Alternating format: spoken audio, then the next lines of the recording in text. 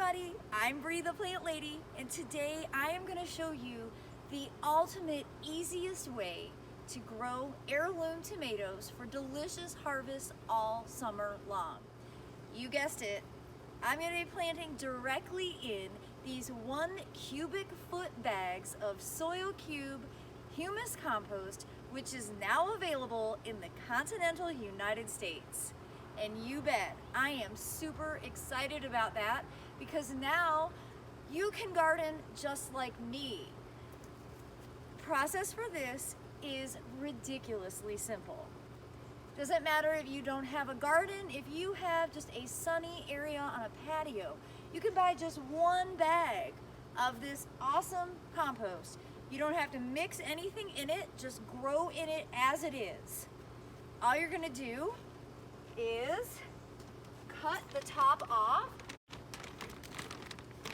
I've learned over the years, scissors work better for this than pruners.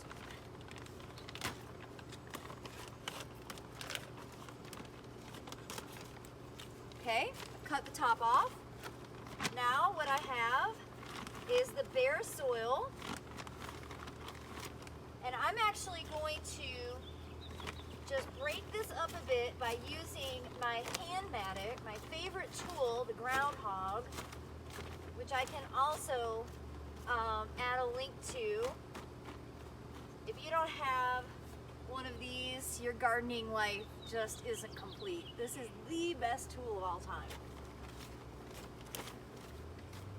All right, and now I'm just digging a fairly deep hole, and I have my tomatoes that I want to grow here.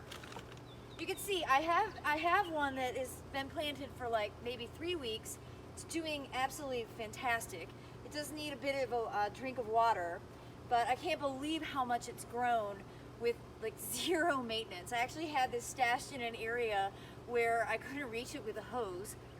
I'm not even taking my own advice. So that's what I decided to place these here, because these are gonna get pretty much full sun all day, and I have really easy access to a hose to be able to keep these watered.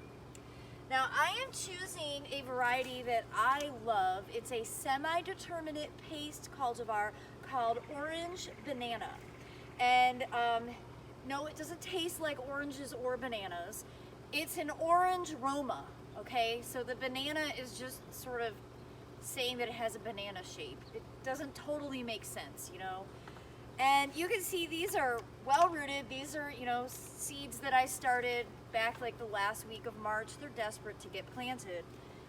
And I've dug a fairly deep hole, so this is going to be able to go in deep and have that compost, you know, fill in around the stem so it'll root throughout.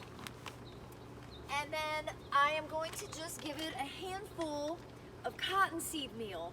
This is just a slow release form of nitrogen.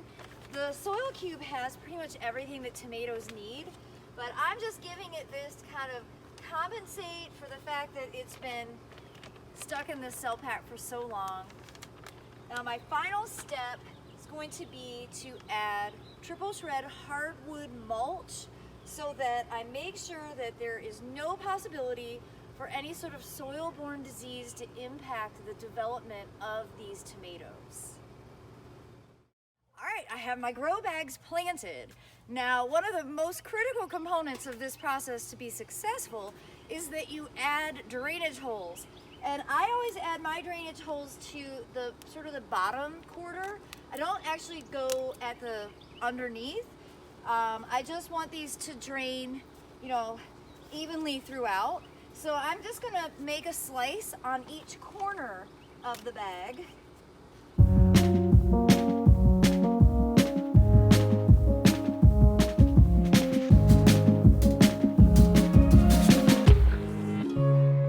And now the final step is just outfitting each bag with its own tomato cage. And because these are semi-determinate, a normal tomato cage will suffice. Now the one problem is that does not look like a semi-determinate tomato to me, and I didn't label it. Never ever a good idea. I will never remember what I have planted. So until that flowers, I actually have no idea what it is. That one's probably going to need additional staking, just considering how big it is in just a matter of a few weeks. The great thing with these orange banana varieties is they'll usually grow only to about 3 foot tall, and they continuously flower and set fruit for the entire season. So a normal tomato cage is appropriate for them. I have some cages stashed here. The key for this is to make sure that you have your prongs pushed relatively close to the center, because you know your bag isn't as large as putting it in the ground. And then you're just gonna push that down and in. And over time, you'll train these tomatoes to grow up through the cages. I recommend watering every day unless you get rain. That's just my rule of thumb for tomatoes here in central North Carolina, zone 7. Your climate may be a little bit different and tomatoes might be more forgiving, but here in the southeast, tomatoes are water hogs and they need a lot of attention.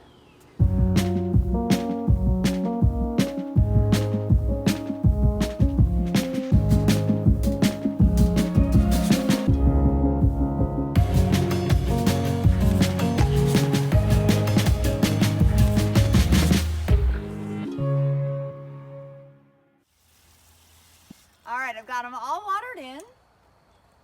I am really excited to watch these grow through the summer season.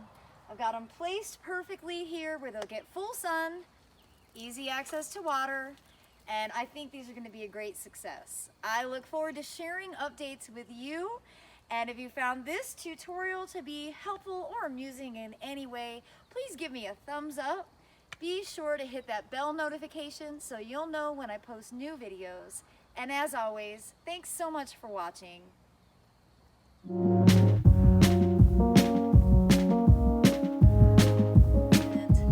My favorite compost company, Soil Cube, has just given you an extra reason to order some more big yellow bags.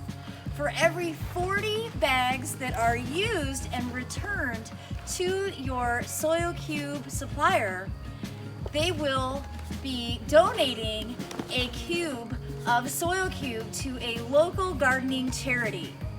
Now I have 10 here in my house ready to be returned, so we are like a quarter of the way there just because of me. So I hope you will join me in returning your big yellow bags to your local Soil Cube supplier so that we can all help support local gardening nonprofits.